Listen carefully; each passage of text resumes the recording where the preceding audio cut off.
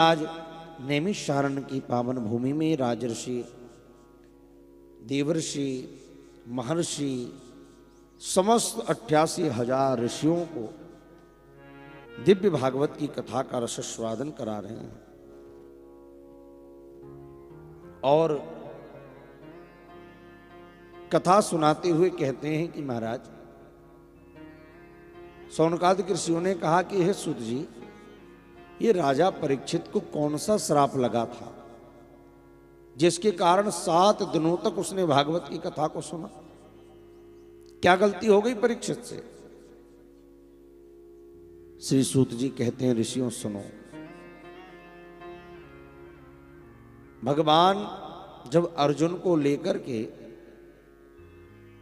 द्वारिका चले गए, 7 महीने निकल गए, भगवान वापस नहीं आए। और जब 7 महीने तक भगवान नहीं आए,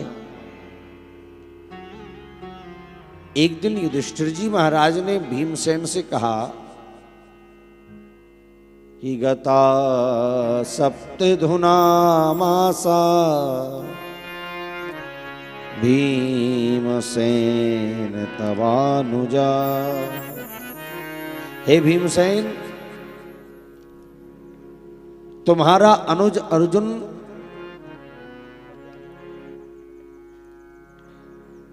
सात माह से द्वारिका गया है, अभी तक वापस नहीं आया।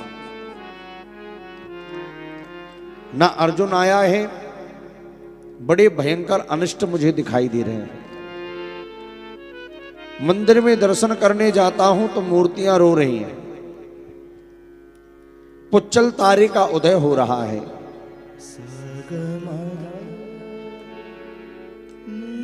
गाय बछिए के दूध को पी रही है, ऐसा मैंने अपशगुन देखा है।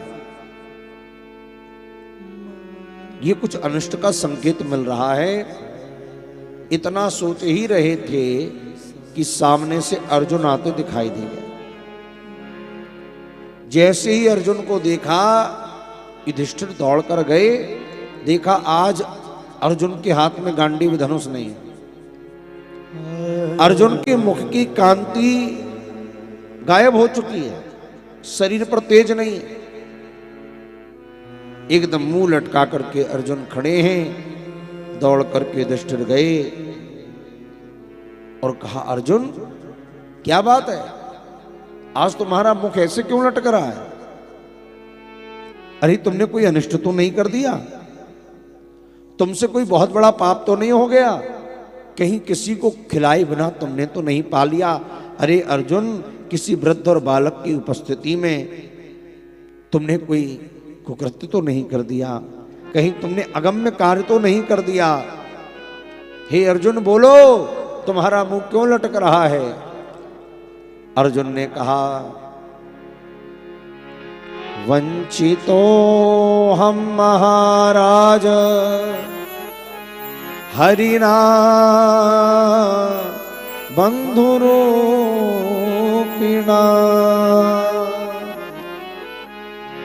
हे महाराज, हमारे प्रभु से हम वंचित हो गए। भगवान द्वारिकाधीश लीला पूरी करके स्वधाम चले गए। युधिष्ठिर ने जैसे ही सुना, क्या कहते हो अर्जुन? अर्जुन ने कहा, हाँ महाराज। एक एक प्रसंग अर्जुन ने सुना दिया। जैसे ही सुना, कुंती मैया ने तो शरीर उसी समय छोड़ दिया। 5 पांडवों ने परीक्षित को छोटी अवस्था में ही राजगद्दी पर बिठा दिया और राज्य तिलक करके कहा कि राजा परीक्षित, आज से तुम ही समग्र पृथ्वी के राजा हो। राज्य देकर के 5 पांडव स्वर्गारोहण के लिए चले गए द्रौपदी को लेकर। एक छत्र सम्राट बन गए परीक्षित। एक दिन राजर्षि परीक्षित अपने राज्य में घूमने निकले कि मेरे राज्य में देख कर आऊं क्या चल रहा है। एक स्थान पर पहुंचे तो क्या देखा, एक गैया मैया रो रही है। बाजू में एक वृषभ खड़े हैं, बैल खड़े हैं, और बैल के 3 पैर टूटे हुए हैं, एक पैर पर वो बैल खड़ा है। बगल में गौ माता है, उनके आंखों से निर्झरित अश्रुपात हो रहा है। परीक्षित ने देखा, कहने लगा, हे गौ माता, हे वृषभ, आप क्यों रो रहे हैं? आपको रोने की आवश्यकता नहीं है। अभी परीक्षित कहीं गया नहीं है, अभी परीक्षित जीवित है। मां रोदिरंब भद्रम ते खलाना मई शास्त्री, तुम्हें रोने की आवश्यकता नहीं।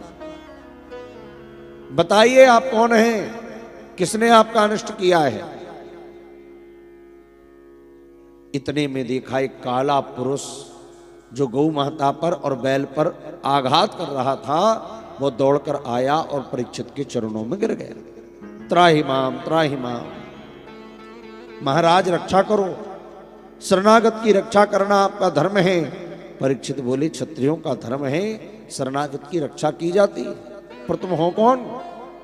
बोले, महाराज मैं कलयुग, अर्थात मैं कलयुग हूं। परीक्षित बोले, कलयुग?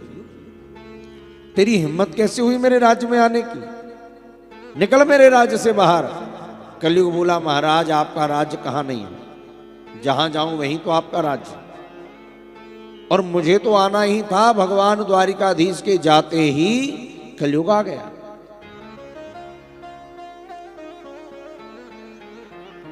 रोते हुए बैल से, वृषभ से परीक्षित जी ने पूछा, हे वृषभ, आप कौन हैं? आपकी ये दुर्दशा किसने करी है? तुम्हारे 3 पैर टूटे हुए हैं, एक पैर पर तुम खड़े हो, तुम कौन हो? बछड़ा बोल पड़ा, महाराज अपने दुख का हेतु मैं किसे मानूं? कुछ लोग कहते हैं कर्म के अनुसार फल प्राप्त होता है,